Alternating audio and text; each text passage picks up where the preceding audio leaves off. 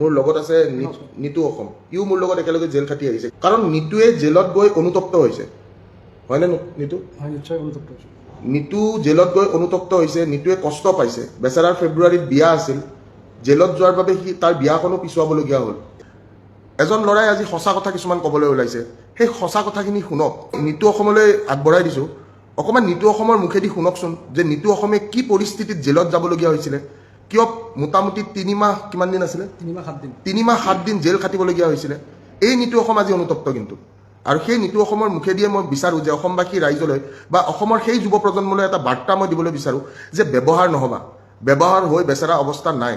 ঠিক আছে? Handing it over to Nitu Assam, taking the life to Nitu Assam. হয়, নমস্কাৰ সকলোকে। মই আপোনালোকে প্ৰায় মোক দেখিছে, তথাপিও মই কৈ দিওঁ, মই এটা জাতীয় সংগঠনৰ লগত মানে ওতঃপ্ৰোতভাৱে জড়িত আছিলোঁ যোৱা 2 বছৰ ধৰি। আৰু মোক মানে এনেকুৱাকৈ ব্যৱহাৰ কৰিছে, মানে যেতিয়া মানে মোক দৰকাৰ আছিলে, যিটো সময়ত মোক সিহঁতৰ মানে মোক মানে চিনাকি দিব লাগিছিলে যে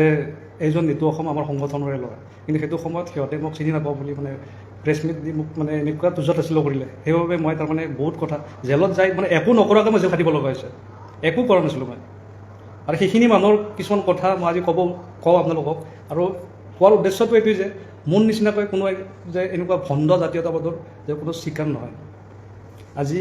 এছাম মানে কেনেকুৱা, মই প্ৰতিটো কথাৰে সম্ভাৱনা অসম্ভাৱনা, ইতিবাচক নেতিবাচক সকলো দিশ মানে চালি জাৰি চাই পিনে মই ক'ব লাগিব। নাকান্দিবি, সি বেচেৰা, সি মই এইটোৱে কওঁ, সি আহি আজি কান্দিছে, সি কান্দি কিনে কৈছে ভাই মোক তোৰ লাইফটোত এবাৰ কৰিব দে, কাৰণ মোৰ কথা মানুহখিনি জনাটো উচিত কি হৈছে, ঠিক আছে? তাক সাহস দিয়ক দেই, তাক সাহস দিয়ক। মই এইখিনিয়ে ক'ম, মই অসমবাসী ৰাইজক হাতযোৰ কৰি ক'ম, ল'ৰা এটা আজি সলনি হ'ব বিচাৰিছে, তাক সলনি হ'ব দিয়ক। মই হাতযোৰ কৰি এইখিনি বিনম্ৰ অনুৰোধ জনাইছোঁ, তই নাকান্দিবি। হয়, মই সংগঠনটোত অহাৰ উদ্দেশ্য এইটোৱে আছিল যে মই মানে মানুহক সহায় কৰি ভাল পাওঁ, আৰু মানুহক সহায় কৰাৰ কাৰণে আৰু মানুহৰ অভাৱ যিবিলাক অভিযোগ সেইখিনি ৰাইজৰ মাজত যাতে আমি প্ৰত্যক্ষভাৱে চৰকাৰৰ লগত দাঙি ধৰিব পাৰোঁ, সেইকাৰণে এটা সংগঠনত মই জড়িত হৈছোঁ। কিন্তু মোক আজি ইহঁতে মানে এনেকুৱা বৰ বেয়াকৈ মানে মোক ব্যৱহাৰ কৰিলে, সেইকাৰণে মই ব্যৱহাৰ কৰিছে এইষাৰ কথাষাৰৰ মই সম্পূৰ্ণ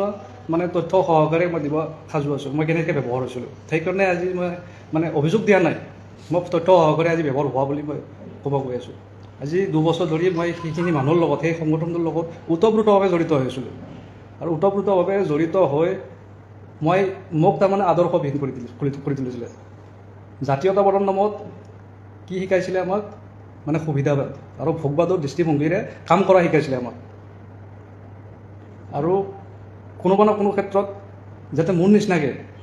কোনো যুৱচামে বা যিখিনি এতিয়াও ব্যৱহাৰ হৈ আছে সেইখিনিৰ কাৰণে মোৰ এটা বাৰ্তা আছে। সেইকাৰণে আজি লাইভটো অহাৰ উদ্দেশ্য এইটোৱে। মই জাষ্ট দেখাম সেই সংগঠনটো, এতিয়া মানে সংগঠনটোৰ ডিষ্ট্ৰিক্টৰ মুখ্য দায়িত্বত আছিলোঁ। ডিষ্ট্ৰিক্টৰ মুখ্য দায়িত্বত থাকোঁতে আপোনালোকে কেতিয়াবা তাহানিও শুনিছে নেকি সংগঠনত থাকিলে যে কিবা টকাৰ লেনদেন কৰিব লাগে, মানে কেন্দ্ৰীয় কমিটিৰ মানুহৰ লগত? মই যদি আজি পকেটৰ পৰা মই টকা দিব লগা হয়, মই যদি প্ৰত্যেক সম্পত্তিৰ পৰা টকা আনি দিব লগা হয়, তেতিয়াহ'লে মই কি ডকাইতি কৰি আনি দিম নেকি? মোৰ জাতীয়তাবাদ সেইদিনাখনে বিক্ৰী হৈছিলে। এটা বৰ ডাঙৰ কথা, মই আজি ডেটত এই কথাটো ক'বলৈ বিচাৰিম যে আজি চাওক, ল'ৰা এটা অনুতপ্ত হৈছে, এই ল'ৰাটো অনুতপ্ত হৈ কিনে এই কথাটো মই কৈছোঁ যে সি আপোনালোকৰ আগত ক'বলৈ বিচাৰিছে, সি বেচেৰা দল সংগঠন কৰিছিলে, এটা আদৰ্শবাদ, তাৰ এটা আদৰ্শ আছে যে সি এটা আদৰ্শ দেখি কিনে এটা জাতি বা এটা জাতিৰ নামত, এটা ধৰ্মৰ নামত, ঠিক আছে, যে আমি গোটেইখিনি নিৰ্বিশেষে আমি জাতিটোক ভাল পাওঁ, সেই জাতি ভাল পোৱাৰ চেণ্টিমেণ্টটোক বিক্ৰী কৰি, ইয়াৰ হাতত ইমান তথ্য আছে, মই আপোনালোকক মোবাইলত দেখাব পাৰিম, এই মোবাইলত আপোনালোকে দেখা পাব, ই বেচেৰা কেনেকৈ পইচা মাৰিবলগীয়া হৈছিলে আপোনালোকে চাওক, কেনেকৈ পইচা মাৰিছে আপোনালোকে চাওক। এইবিলাক মিছা কথা নহয়, এইবিলাক আমি দেখাই দি আছোঁ, এইবিলাক অনলাইন তথ্য ডাইৰেক্ট, এইবিলাক আপোনালোকে দেখা পাইছে কাক কাক পইচা দিব লগা হৈছে, আৰু এইবিলাক আপোনালোকে নিজে দেখা পাব,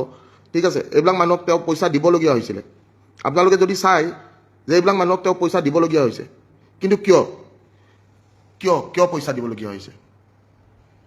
কিয় দিবলগীয়া হৈছে? আজি জাতিটোক ইমান বেয়াকৈ কিয় ব্যৱহাৰ কৰিছে? আজি উঠি অহা যুৱ প্ৰজন্মক, নিজেই উঠি অহা যুৱ প্ৰজন্ম এটা কিয় ব্যৱহাৰ হৈছে? মই সদায় এটা কথা কওঁ, মোৰ উঠি অহা আগবাঢ়ি যোৱা যুৱ প্ৰজন্ম, যুৱচামে সদায় এইটো কথা বুজি পোৱা উচিত যে আমি সকলোৱে জাতিটোক ভাল পাওঁ, ঠিক আছে? এই ভোগবাদী, ঠিক আছে, এই ভোগবাদী যিটো চেণ্টিমেণ্ট এটা ক্ৰিয়েট কৰিছে, আৰু এটা ডাঙৰ প্ৰশ্ন যে এটা দল সংগঠনত শিক্ষা দীক্ষা থকা মানুহৰ দৰকাৰ নে বাহুবলীৰ দৰকাৰ দল সংগঠন এটাৰ? দল সংগঠন এটা আপোনালোকে মোক কওক যে দল সংগঠন এটাত শিক্ষা দীক্ষাৰ দৰকাৰ নে বাহুবলৰ দৰকাৰ সমাজত যিখিনি জেংকৰা ল'ৰা সমাজত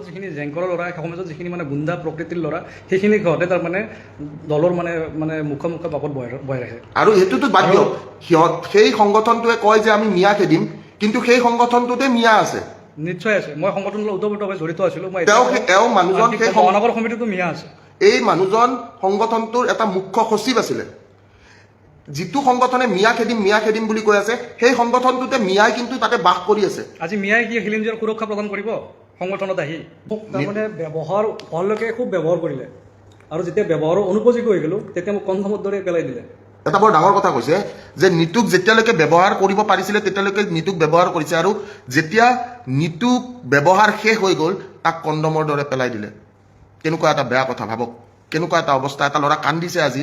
সি আহি কান্দিছে সি হস্পিটেলত 3 মাহ 7 দিন মই কোনো একো নকৰাকে মই মোৰ ঘৰৰ মাক কষ্ট দিছোঁ মোৰ বিয়াৰ তাৰিখ মানে ঠিক হৈ আছিলে সেই ছোৱালীৰ ঘৰৰ খুব শিক্ষিত পৰিয়ালৰ এটা ছোৱালী সেই ছোৱালী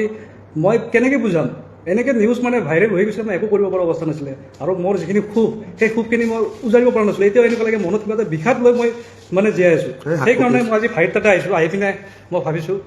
মই মোৰ যিখিনি ক্ষোভ আছিল মোৰ যিখিনি মনত বিষাদ আছিল জন্মি আছিল সেইখিনি আজি মই সেইখিনি ব্যক্ত কৰিমেই আপোনালোকৰ ওচৰত কাৰণ মোৰ নিচিনাকৈ কোনো যাতে যিখিনি এতিয়া ব্যৱহাৰ হৈ আছে সেই ব্যৱহাৰ হৈ থকা মানুহখিনি যাতে ব্যৱহাৰ নহয় ভাই তহঁতক কৈছোঁ তহঁতে এনেকৈ ব্যৱহাৰ নহ'বি কাৰণ আজি জাতীয়তাবাদৰ নামত তহঁতেও জানা কেনেকৈ ব্যৱহাৰ কৰি আছে জাতীয়তাবাদ একেবাৰে নাই এই নিতু কিন্তু দম থকা ল'ৰা আজি যদি তাৰ চকুত চকু পানী আমি দেখিছোঁ ক'ৰবাত নহয় ক'ৰবাত আমাৰ ভুল ক'ৰবাত আমাৰ জাতিটোৰ ক'ৰবাত নহয় ক'ৰবাত আমাৰ জাতিটোৱে বুজি পোৱা উচিত আছিল যে আমি জাতিটোক ভাল পাওঁ আৰু আমি জাতিটোক সঁচাকৈ ভাল পাওঁ আমি কাৰো পৰা একো বিচৰা নাই আমি জাতিটোক ভাল পাওঁ আৰু মই এদিন কৈছিলোঁ যে এই দল সংগঠনৰ ল'ৰা কি বুলি কৈছিল এটা পডকাষ্টত যাই কৈছিল বোলে ভিক্তৰ দাসক দাঙি লৈ আহিছোঁ এই কথাষাৰ এটা মুখ্য সচিবে ক'ব নিজে যে ভিক্তৰ দাসক দাঙি অনাটো সম্ভৱ নেকি একচুৱেলি এইটো দাঙি অনা নাছিলে আমি একেলগে আছিলোঁ কাৰণ মোৰ যিহেতু ভিতৰৰ ঘৰ হাজোত হয় হাজো হ'লে মোৰ টেৰিটৰীৰ আণ্ডাৰতে তাৰ টেৰিটৰীৰ আণ্ডাৰত পৰে মানে সি কামৰূপ ৰুৰেলৰ মুখ্য সচিব আছিলে সেইটো তাৰ টেৰিটৰী আছিলে ভিক্তৰ দাসক দাঙি অনাটো ইমান সহজ নহয় একমাত্ৰ আমাৰ মানে বন্ধুত্বৰ যিটো মানে আমাৰ ৰিকুৱেষ্ট কৰিছিলোঁ সেই ৰিকুৱেষ্টটোৰ মানে হেৰি কৰিছে আমাৰ ওচৰত ৰিকুৱেষ্ট ৰক্ষা কৰি আমি লগত লৈ আহিছিলোঁ আৰু মই এটা কথা কওঁ উঠাই অনা এইটো এটা মানে ভাইৰেল হৈছিলে উঠাই অনা বুলি ভিক্তৰ দাসক উঠাই অনা একচুৱেলি উঠে তেতিয়া কোনো আমি উঠাই অনা নাছিলোঁ তাক বন্ধুত্বৰ যিখিনি মানে ৰিকুৱেষ্ট সেইখিনি ৰক্ষা কৰিছিলে আৰু ভিক্তৰ দাসক দাঙি নিয়াটো ইমান সহজ নহয় ইমান কম মাথাৰ মানুহ ভিক্তৰ দাস নহয় এই কথাটো চবে বুজি পোৱা উচিত আজি এটা ল'ৰা অনুতপ্ত হৈছে কাইলৈ আপোনালোকৰ ঘৰৰ মানুহ কিন্তু অনুতপ্ত হ'ব পাৰে ঠিক আছে কাইলৈ আপোনালোকৰ ঘৰৰ মানুহ অনুতপ্ত হ'ব পাৰে কাইলৈকে আপোনাৰ ল'ৰাটো এনেকুৱা এটা অৱস্থাত যাব পাৰে ইয়াৰ আপুনি বডিয়ে চাব নে ইয়াৰ শিক্ষা দীক্ষাই চাব ই কিন্তু এটা শিক্ষিত ল'ৰা ই মাষ্টাৰ্ছ কৰা ল'ৰা এটা বুজি পাইছে ই এটা শিক্ষিত ল'ৰা ই এটা মাষ্টাৰ্ছ কৰা ল'ৰা